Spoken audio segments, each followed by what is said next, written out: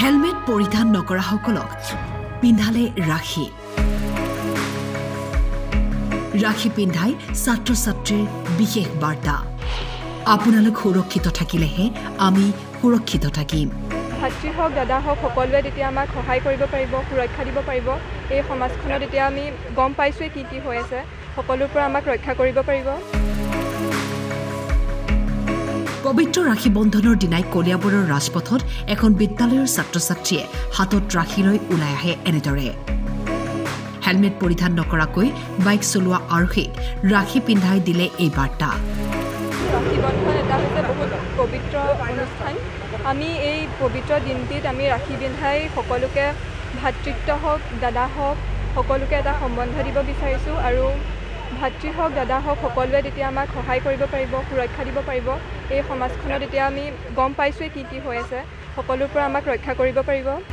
হয় পিন্ধাইছোঁ তেতিয়াহে তেওঁলোক সুৰক্ষিত থাকিলেহে আমাক এটা সুৰক্ষা দিব পাৰিব বা আমাৰ অঞ্চলটোক এটা সুৰক্ষা প্ৰদান কৰিব পাৰিব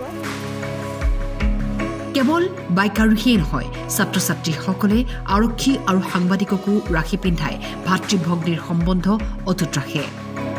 আৰু কয় তেওঁলোক সুৰক্ষিত থাকিলে সমাজখন সুৰক্ষিত হৈ থাকিব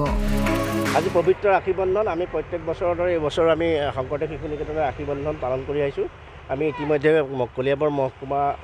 আৰু SBIৰ লগতে কলিয়াবৰ থানাতো আমি ৰাখি বান্ধি আহিলোঁ আৰু বৰ্তমান আমি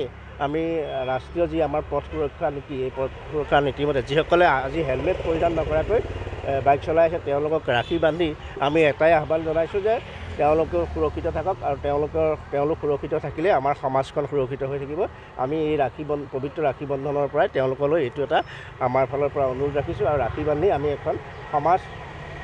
নতুন সমাজ গঢ়াৰ আমি প্ৰচেষ্টা কৰিছোঁ প্ৰত্যেক বছৰে আমি ৰাখি বনাওঁ আৰু আমাৰ ছাত্ৰ-ছাত্ৰীও ইয়াৰ লগত ৰাখি বনাই আচাৰ্যৰ ওচৰত থাকে আৰু কলিয়াবৰ বিভিন্ন চৰকাৰী অনুষ্ঠান প্ৰতিষ্ঠান স্কুল কলেজত আমাৰ ৰাখি পিন্ধোৱা আজি আমাৰ প্ৰায় 200 ষ্টুডেণ্টে বিভিন্ন স্থানত ৰাখি বান্ধিছে আমাৰ পিছফালে এতিয়া আমি য'ত আছোঁ তাৰ পিছফালে কৈতুল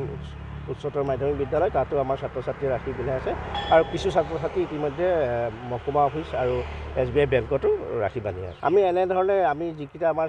কৈতুলৰ ওচৰ পাজৰৰ চৰকাৰী অনুষ্ঠান প্ৰতিষ্ঠান আছে আমি সকলোকে ৰাখি বান্ধিম আৰু তাৰপিছত আমি গাঁৱৰ কিছু ব্যক্তিৰ ওচৰত গৈ সম্পৰ্কিত কৰিম কলিয়াবৰৰ পৰা দীপু বৰাৰ ৰিপৰ্ট টাইম 8